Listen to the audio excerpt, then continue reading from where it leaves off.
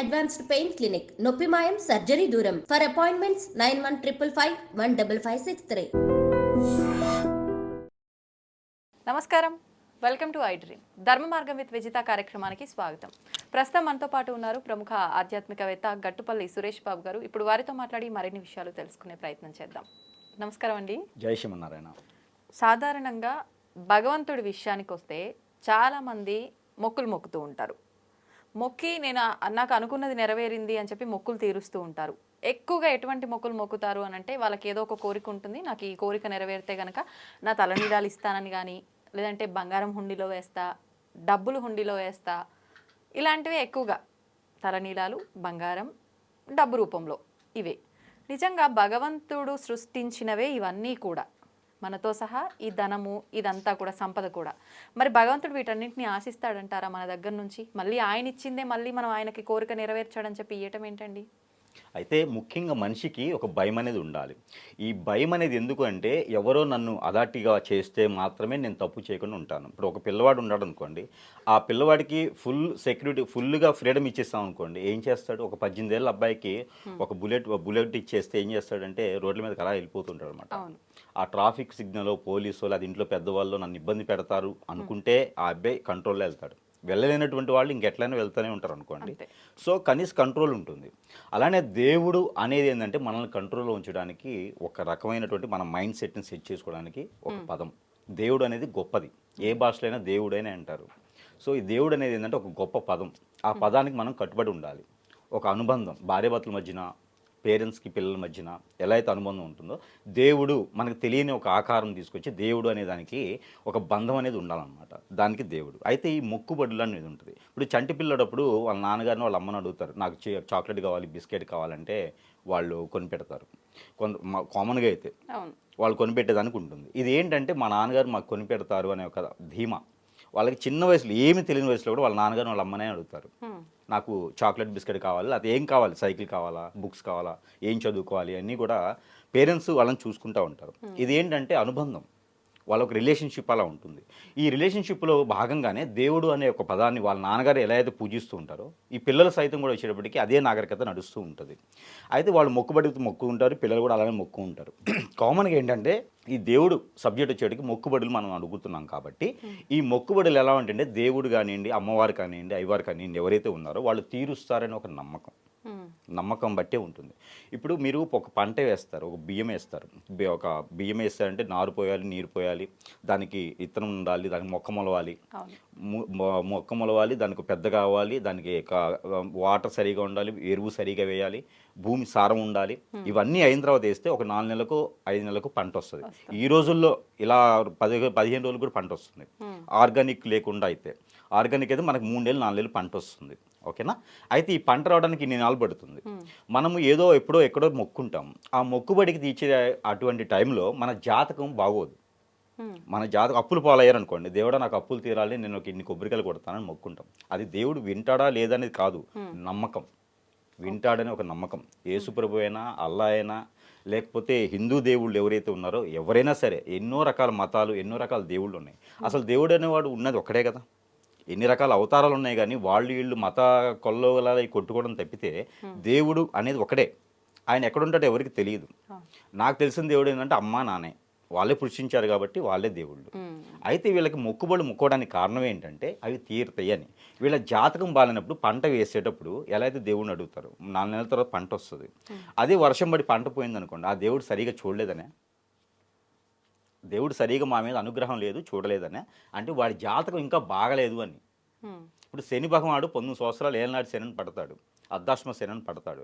So ఒక్కొక్క జాతకానికి శని భగవానుడు బాగానే ఉంటుంది, ఒక్కొక్క జాతకానికి బాగుండదు, ఒక్కొక్క జాతకానికి శుక్రుడు బాగుంటాడు. అలానే వీళ్ళ జాతక రీత్యానో లేదా వాస్తుపరంగానో బాగలేదనుకోండి, ఆ దేవుడిని మొక్కుతారు, దేవుడు నన్ను సరిగా చూడలేదు, దేవుడు నన్ను ఆరాధించలేదు, దేవుడు నా వైపు చూపలేదు అని. అలా ఏమి ఉండదండి. దేవుడు ఏం చేయాలనుకుంటాడో అది చేస్తాడు. నిన్ను సృష్టించేటప్పుడే నీ జాతకం తోటి ఉంటుంది. నీ జాతకం ఇంకోటి ఏంటంటే గొప్ప విషయం, ఇది మీకు తెలియాల్సినటువంటి గొప్ప విషయం ఏంటంటే, మానవుడు తన జాతకం తనే రాసుకుంటాడు. ఇది మీకు ఎంతవరకు ఐడియా ఉందా? అంటే దేవుడు మొక్కుబడులని సెకండ్, అది మనం మాట్లాడుతాము. మానవుడు తన జాతకం తనే రాసుకుంటాడు. బ్రహ్మదేవుడు రాస్తాడు జాతకం అని చెప్తారు. బ్రహ్మదేవుడు రాయడండి. ఈ జన్మలో మనం చేసినటువంటి పాపపుణ్యాలు ఏవైతే ఉన్నాయో, ఈ పాపపుణ్యాలు లెక్కించేటువంటి స్వర్గం ఏదైతే ఉందో, ఆ స్వర్గంలోకంలో మళ్ళీ నీ టైం అనేది అయిపోయిన తర్వాత, భూమి మీద నీ టైం అనేది అయిపోయిన తర్వాత స్వర్గానికి వెళ్తాం. స్వర్గంలో మన టైం అయిపోయిన తర్వాత మళ్ళీ భూమి మీదకి రావడానికి నీ జాతకం నువ్వే రాసుకోమని చెప్పి బ్రహ్మదేవుడు ఇస్తాడు. కానీ స్వర్గం నరకం ఎక్కడో ఉండదు, మనం అనుభవించే జీవితంలోనే ఉంటుంది అంటారు కదా. మీరు చూస్తే స్వర్గంకి వెళ్తాము అనుభవిస్తాం అంటున్నారు. ఎస్, 7 లోకాలు ఉంటాయి. 7 లోకాల్లో ఒకటి, 7 లోకాలు మనం తిరగాల్సిందే ఖచ్చితంగా. కాకపోతే మనం మానవ జన్మలో ఉన్నాం కాబట్టి, మానవ లోకంలో ఉన్నాం కాబట్టి, భూమి మీద ఉన్నాం కాబట్టి మానవ జన్మలో ఉన్నాం. ఇది మనం చూస్తూ ఉన్నాం. కొన్ని జ్ఞానం లేనటువంటి జంతువులు ఉంటాయి, జ్ఞానం ఉన్నటువంటి జంతువులు ఉంటాయి. కొన్ని మాట రావు, కొన్ని పలకడానికి రాదు, కొన్ని నడవడానికి రాదు. ఇవన్నీ కూడా ఏంటంటే ఎవరికి వాళ్లే రాసుకున్న తర్వాతనే భూమి మీదకి వస్తారు. భూలోకంలో జీవించే ప్రతి జీవికి కూడా తనకు తాను రాసుకున్నటువంటి జాతకము, తనకు తానే రాసుకున్నటువంటి గీత. ఇది బ్రహ్మదేవుడు రాయడు. అందరూ అనుకుంటారు బ్రహ్మదేవుడు నా జాతకం ఇట్లా రాశాడు అని. బ్రహ్మదేవుడు ఎప్పుడు రాయడు. మనం చేసినటువంటి భూమి మీద చేసినటువంటి తప్పులు ఏవైతే ఉన్నాయో దీని ప్రకారంగా బ్రహ్మదేవుడి దగ్గర ఏదైతే ఉందో ఆ చిత్రగుప్తుడి దగ్గర ఒక లెక్క ఉంటుంది. పోయిన జన్మలో ఏం చేశావో అని. ఆ జన్మలో ఏం చేసా ఆ పాప హరణ కోసం, ఆ పాప ముక్షాళన కోసం, ఆ పాప భిక్షాళన కోసం మనకిగా లెక్కించుకునేటువంటి జాతకమే మనది. భూమి మీదకి రావాలి అంటే 7 లోకాలు తిరిగిన తర్వాత మళ్ళీ భూమి మీదకే వస్తాం మనం. ఆ భూమి మీదకి వచ్చే ముందు బ్రహ్మదేవుడి దగ్గర నేను ఈ జాతకం నా పాపాలన్నీ హతమైపోవడానికి, నా పాపాలు హరించడానికి భూమి మీద నేను ఇలా వెళ్తాను, నేను ఇలా అనుభవిస్తానని చెప్పి మళ్ళీ భూమి మీదకే వస్తారు. ఇప్పుడు ఒక మానవ జన్మలో ఉన్నప్పుడే ఈ పాప ప్రక్షాళన చేసుకోవడానికి సాధ్యమవుతుంది. ఏ జంతువు రూపంగా ఉన్నా ప్రక్షాళన చేసుకోవచ్చు. వాటి కర్మల ప్రకారంగా ఉంటుంది. ఒక కుక్క ఉంటుంది అనుకోండి, ఆ కుక్క జీవితం బయటే ఉంటుంది. ఇప్పుడు ఈ మధ్యన ఏంటంటే ఈ ఇళ్లలో తీసుకొచ్చి పెంచేటువంటి జంతువులు కొన్ని ఉన్నాయి. వాటిలో కుక్కలు కూడా ఉన్నాయి. అవి బీడుని బట్టి ఉంటుంది. కొన్ని కుక్కలు ఇప్పటికీ బయటే ఉన్నాయి కదా, అవి కుక్క బతుకు అంటారు. కుక్క బతుకు అంటే అది ఆల్రెడీ అనుభవిస్తుందనే కదా. పాము ఉంటుంది, అనుభవిస్తుందనే కదా. చెడు జంతువు ఎవరు చూసినా చంపేస్తూ ఉంటారు, దాన్ని అనుభవిస్తున్నట్టే కదా. అలా ఉంటాయి అనమాట జన్మలు. ఏంటంటే మానవుడే కాదు, ఈ సకట కోటి జన్మలు ఏవైతే 364 జన్మలు ఏవైతే ఉన్నాయో ఈ జన్మలన్నీ కూడా, ఈ కళలన్నీ కూడా మానవుడు కాదు, అందరూ కూడా వారి యొక్క జాతకం వారి యొక్క రాసుకున్న తర్వాత భూమి మీద అడుగు పెడతారు. ఇది కథ కాదు, ఇది రియల్. ఇది ఎవరికి చెప్పరని విషయం అన్నమాట. ఇది గరుడ పురాణంలో స్పష్టంగా ఉంటుంది, కానీ ఎవరు దీన్ని చెప్పరు కూడా. ప్రతిదీ ఉంటుంది గరుడ పురాణంలో. భారతం ఉంటుంది, రామాయణం ఉంటుంది, మానవులు ఎలా జీవించాలి, నాగరికత అంటే ఏంటి, అన్ని రకాలు ఉంటాయి గరుడ పురాణంలో. మామూలుగా మాకు తెలిసినంత వరకు శిక్షలు మాత్రమే ఉంటాయని విన్నాం గరుడ పురాణంలో. శిక్షలు వీళ్ళే వేసుకుంటారండి, ఎవరు వేయరు. మన శిక్ష మనమే వేసుకుంటాం. భూలోకంలోనే ఎవరు వేస్తారు శిక్షలు, అక్కడ ఏం ఉండదు అట్లాగా. స్వర్గంలోను నరకంలోను మన శిక్షలు మనమే వేసుకుంటాం, ఎవరు వేయరు. మన జాతకం మనం ఎలా జీవించాలో మనమే వేసుకుంటాం. అయితే మనకి అలా రాగానే భూమి మీదకి వస్తాం. ఈ భూమి మీదకి రాగానే మనకి ఏమవుద్దంటే అవన్నీ మర్చిపోతాం. ఈ భూమి మీద ఏదైతే మనం రాసుకుంటామో అది నడుస్తూ ఉంటుంది అనమాట. అది దేవుడి పేరు చెప్తారు. దేవుడి పేరు చెప్పేసి దేవుడు మాకు గొప్పగా చేయాలి, దేవుడు మాకు ఇచ్చేయాలి, అది చేయాలని చెప్పేసి అనుకుంటా ఉంటాం. కానీ దేవుడైతే ఏం చేయడు. వీళ్ళకి హరస్కోప్ ఏదైతే ఉందో, మానవుడి జీవితం జన్మ ఏదైతే రాత ఉందో ఆ గీత వీళ్ళే రాసుకుంటారు. కాబట్టి వీళ్ళు ఎలా అయితే జీవించాలో అలా జీవిస్తూ ఉంటారు. అయితే మనకి ఎప్పుడో కాని పనులు అయితే ఏవైతే ఉంటాయో అవి అవుతున్నాయి అంటే వీళ్ళ కర్మ కొద్దీ అవుతాయి. అవి అంతే, వీళ్ళు రాసుకున్నారు ఎప్పుడో, వీళ్ళు రాసుకున్న ప్రకారంగానే ఆ పనులు అవుతూ ఉంటాయి. కాకపోతే అది దేవుడు చేశాడనే ఒక భావనతో ఆ దేవుడి మొక్కుబడులు ఏవైతే ఉన్నాయో అవి తీర్చుకుంటూ ఉంటారు. కాకపోతే వీళ్ళు సంపాదించిన దానిలో కానివ్వండి, వీళ్ళకి వచ్చేటువంటి దానిలో కొంత పాపం ఉంటుంది. ఆ పాపానికి సంబంధించినటువంటి పరిహారమే దేవునికి ఇస్తారనమాట. ఇప్పుడు మనకి దగ్గర 10 రూపాయలు రాగానే ఓ 2 రూపాయలు ఎవరికైనా ఇస్తే బాగుండు అనుకుంటారు. అలా 2 రూపాయలు ఇచ్చే బదులు దేవునికి వేస్తారనమాట. ఇప్పుడు అందుకోసమే ఏదైతే మళ్ళీ మనకు వస్తాయో అది మాత్రమే దేవుడికి వేస్తారు. డబ్బు అనుకోండి, బంగారం అనుకోండి వస్తాయి, ఆస్తులు అనుకోండి మళ్ళీ సంపాదించుకుంటారు. మనకు తల్లీలాలు ఇస్తారు, చాలా దగ్గర ముడుపులు కట్టి తల్లీలాలు ఇస్తారు. అవైతే మళ్ళీ వచ్చేవి. రానివి కాళ్ళలో చేతిలో లేకపోతే కిడ్నీలో కళ్ళలో ఇవ్వరు. ఎందుకని ఇవ్వరంటే అవి మళ్ళీ రావు కదా. అందుకనే ఏవైతే మనిషికి మళ్ళీ స్వార్థంతో వస్తాయో అవే దేవుడికి ఇస్తారు. ఓకేనా. దేవుడనే గొప్ప ఉంటుంది, దేవుడని అభిమానం, ప్రేమ అన్ని రకాలు ఉంటాయి. ఆ స్వామివారి యొక్క దర్శనం అయితేనే చాలు అనేది ఉంటుంది. ఎంతమందిలో ఉన్నా కూడా స్వామివారు నన్ను చూశారు అని ఆనందం ఉంటుంది. కానీ ఆ దేవుడికి ఏమి ఇవ్వడు. భక్త కన్నప్పలాగా కళ్ళు పొడి చేసి ఇవ్వరు. ఓకేనా. ఏదైతే ఇస్తారు, తలలీలాలు ఇస్తారు. దేవునికి బాడీలో సంబంధించిన ఏమి ఇవ్వరు, తలలీలలు మాత్రమే ఇస్తారంటే వెంట్రుకలు మళ్ళీ వస్తాయి. కాబట్టి ఎవరినైనా పిలిచేసి ఎంత భక్తుడైనా సరే కాళ్ళు ఇవ్వమనండి, చేతులు ఇవ్వమనండి, ఇవ్వరు. ఎందుకంటే అవి మళ్ళీ రావు కదా. అందుకని దేవుడైన ఒక భయం ఉంది. ఆ భయంతో పాటే ఏదైతే ఇవ్వాలో అవే ఇస్తారు. అది మొక్కుబడులు తీరతాయా తీర్చుతాయా అనేది లేదు, నమ్మకం కొందే చేస్తారు. శివునికైనా ఇవే ఉంటుంది, పార్వతీమాతకైనా ఉంటుంది, లేకపోతే లక్ష్మీ అమ్మవారికైనా, లేకపోతే కనకదుర్గమ్మవారికైనా, లేకపోతే అల్లాకైనా, లేకపోతే మనకి యేసుప్రభుకైనా సరే తలలీలాలు ఇవ్వటము, లేకపోతే వాళ్ళు ఇచ్చినటువంటి కొబ్బరికాయలు కొట్టడము, ప్రకృతిలోంచి వచ్చినవి తీసుకోవడం తప్పితే, ఆత్మస్వరూపంగా నమస్కారం చేసుకోవడం తప్పితే ఏముండదు. అందుకనే దేవుడు ఇచ్చినవే దేవుడికే ఇస్తూ ఉంటాం. అంతమించి మన ప్రత్యేకంగా ఏమి తీసుకోరు, మనకి బాడీలో సంబంధించిన పార్ట్లు అయితే ఏమి ఇవ్వరు. ఆయన ఏం ఆశించడంటే దేవుడు లేడు కదా ఆశించడానికి. దేవుడు ఎక్కడ ఉన్నాడు? మానవులోనే కదా ఉన్నాడు. వీళ్ళు అనుకుంటేనే కదా దేవుడు అయ్యాడు, మానవులు అనుకుంటేనే కదా. మానవుడే చెక్కినటువంటి శిలని మనం పూజిస్తున్నాము, అంతే కదా. మానవుడే కదా సృష్టించిన దేవుణ్ణి. దేవుడు ఎక్కడున్నాడు?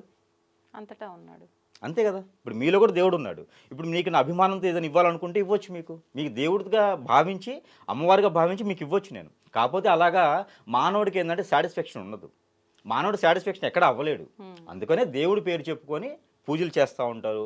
కొంతమంది లక్షల రూపాయలు పెట్టేసి కొన్ని రకాల హోమాలు యజ్ఞాలు చేస్తూ ఉంటారు. మంచిదే, పాజిటివ్ ఉంటుంది. అదేదో అనాథలకో పిల్లలకో లేకపోతే మంచి చేయడానికో కార్యక్రమానికో పెడితే బాగా జరుగుతుంది. ఈ దేవుడి పేరు చెప్పేసని కొంతమంది స్వార్థంగా ఉండేసి దానికి ఒక టీములను ఏర్పాటు చేసేసి ఆ దేవుడి పేరుతో దొంగ స్వామీజీలు కూడా ఏర్పడేసి కొన్ని కోట్ల రూపాయలకి అధిపతులుగా ఉంటున్నారు.